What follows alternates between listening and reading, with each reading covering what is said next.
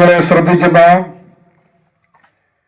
ഈ നാട്ടുകാരായ എല്ലാ പ്രിയപ്പെട്ടവർക്കും ലോകരക്ഷിതാവാകുന്ന കർത്താവായ യേശുക്രിസ്തുവിന്റെ നാമത്തിൽ ഞങ്ങളുടെ മധ്യാഹ്ന വന്ദനത്തെ പ്രാരംഭമായി അറിയിക്കുന്നു.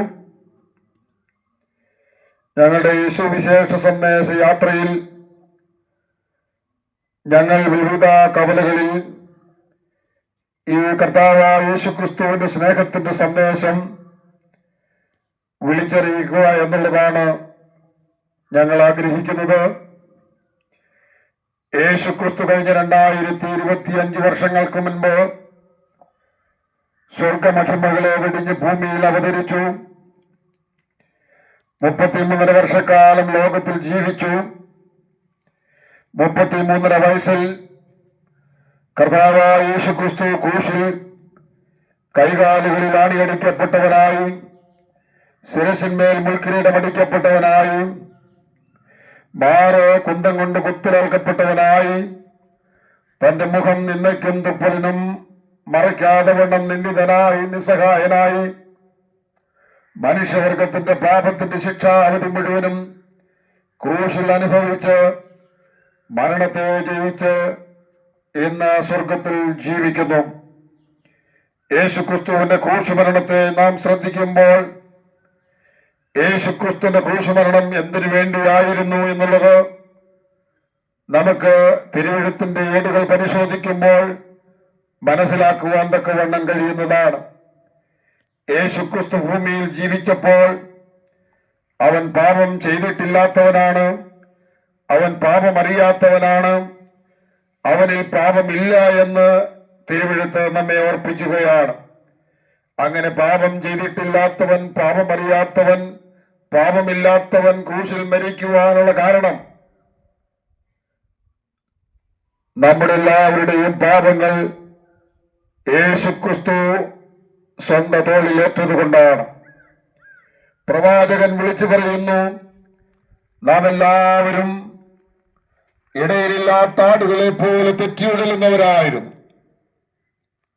എന്നാൽ യഹോവ നമ്മുടെ എല്ലാവരുടെയും അകൃത്യങ്ങളും പാപങ്ങളും ക്രിസ്തുവിന്റെ മേൽ ചുമത്തപ്പെട്ടു. യേശുക്രിസ്തു മരിക്കുവാനുള്ള കാരണം അതാണ്. നമ്മുടെ അകൃത്യങ്ങളും പാപങ്ങളും ക്രിസ്തുവിൽ ചുമത്തപ്പെട്ടതുകൊണ്ട് ആ അകൃത്യങ്ങളുടെയും പാപങ്ങളുടെയും ശിക്ഷയാണ് യേശുക്രിസ്തു ക്രൂശിൽ മരിക്കുവാൻ കാരണമായിട്ട് തീർന്നത്. യേശുക്രിസ്തുവിന്റെ ക്രൂശുമരണത്തെ കുറിച്ച് പറയുമ്പോൾ ദൈവം നമ്മെ സ്നേഹിച്ചുകൊണ്ടുള്ള ദൈവത്തിന്റെ സ്നേഹത്തിന്റെ പ്രദർശനമാണ് എന്നാണ് ക്രൂശുമരണത്തെ കുറിച്ച് നമുക്ക് തിരുവെഴുത്ത് പരിശോധിക്കുമ്പോൾ കാണുവാൻ സാധിക്കുന്നത്.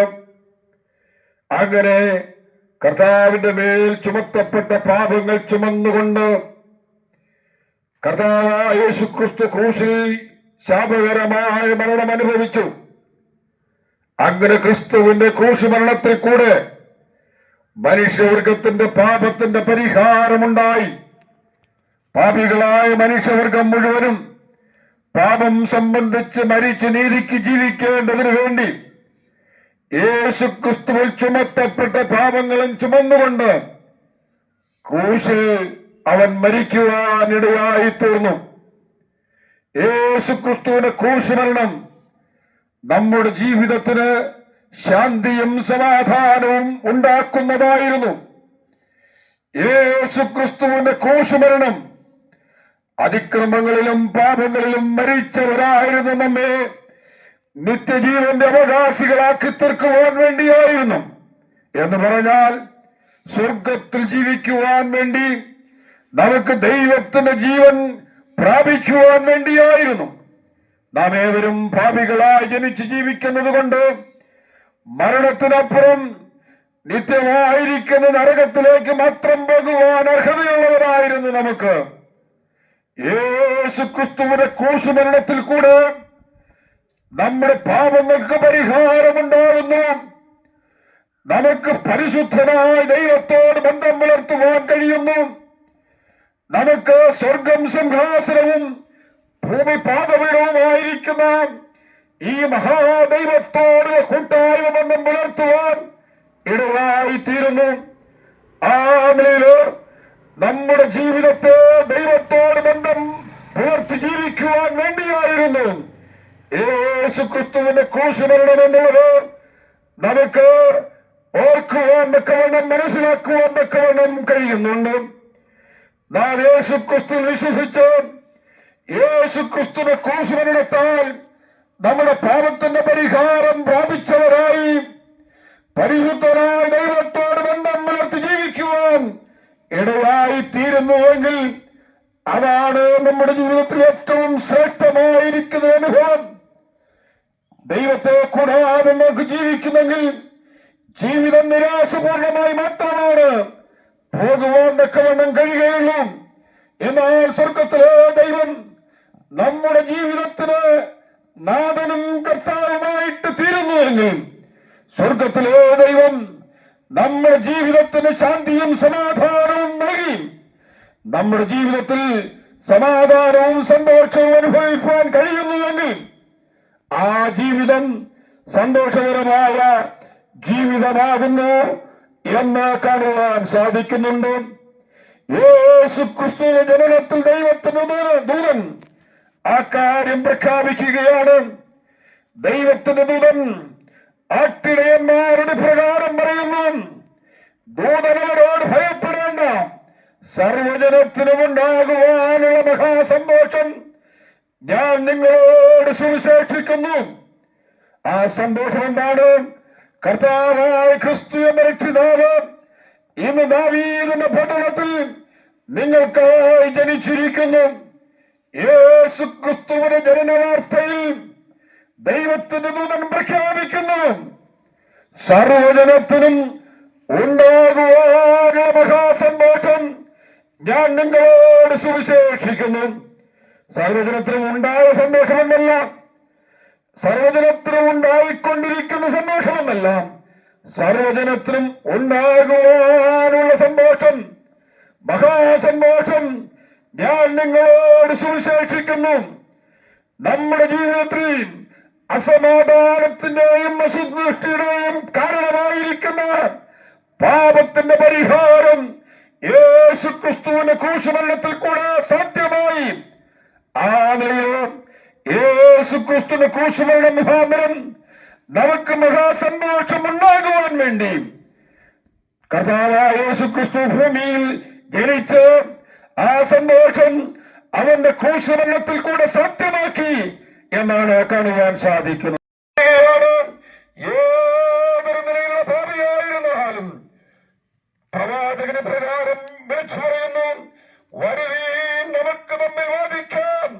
നിങ്ങളുടെ പാപങ്ങൾ എത്ര കടിച്ചുവപ്പായിരുന്നാലും അത് ഹൃദയം രക്താംബരം പോലെ കടിച്ചുവപ്പായിരുന്നാലും അത് പഞ്ഞു പോലെയാക്കി തീർക്കും. ആ യേശു ക്രിസ്തുവിന്റെ കാൽവരിയിൽ ചിന്തപ്പെട്ട പരിശുദ്ധമായ രക്തത്തിൽ ആശ്രയിച്ച് നാം ആ രക്തത്തിൽ കഴുകൽ പ്രാപിച്ചവരായി തീരുന്നുവെങ്കിൽ ജീവിതത്തില് ഈ ദൈവത്തോട് ബന്ധം പുലർത്തുവാൻ സാധിക്കും. മരണത്തിനപ്പുറം സ്വർഗഭവനത്തിലേക്ക് പോകുവാൻ തക്കവണ്ണം സാധിക്കും എന്നുള്ളത് വിശുദ്ധ തിരുവെഴുത്ത് നമ്മെ ഓർപ്പിക്കുന്നു. വിശുദ്ധ വേദപുസ്തകം നമ്മെ ഓർപ്പിക്കുന്നത് പാപിയാകുന്ന മനുഷ്യന് പരിശുദ്ധനായ ദൈവത്തോട് എങ്ങനെ ബന്ധം പുലർത്തുവാൻ കഴിയുമെന്നുള്ള സത്യമാണ്. പാപിയാകുന്ന മനുഷ്യന് യേശു ക്രിസ്തുവിന്റെ കാൽവരി രക്തത്തിൽ ആശ്രയിക്കുന്നതിൽ മാത്രമാണ് പാപമോചനം ലഭിക്കുന്നത്, പാപത്തിന് ശാന്തി ലഭിക്കുന്നത്, പരിശുദ്ധമായ ദൈവത്തോട് ബന്ധം പുലർത്തുവാൻ കഴിയുന്നത് എന്ന് തിരുവെഴുത്ത് വളരെ വ്യക്തമായി നമ്മെ ഓർപ്പിക്കുന്നു. നമ്മുടെ ജീവിതത്തിൽ പലപ്പോഴും നിരാശ കൊണ്ട് നാം ഇങ്ങനെ പറയാറുണ്ടല്ലോ, എനിക്കാരുമില്ല, എന്നെ സഹായിപ്പാൻ ആരുമില്ല എന്ന് പറഞ്ഞുകൊണ്ട് നിരാശപ്പെടുന്ന ജീവിതങ്ങളെ നമുക്ക് കാണുവാൻ സാധിക്കും. അങ്ങനെ നിരാശപ്പെട്ട് ജീവിതം അവസാനിപ്പിക്കുന്ന ജീവിതങ്ങളെ നമുക്ക് ശ്രദ്ധിപ്പാൻ സാധിക്കും. അങ്ങനെയുള്ളവരാരെങ്കിലും ഞങ്ങളെ ശ്രദ്ധിക്കുന്നുവെങ്കിൽ എനിക്കാരുമില്ല എന്ന് ചിന്തിച്ച് നിരാശപ്പെടേണ്ട ആവശ്യമില്ല.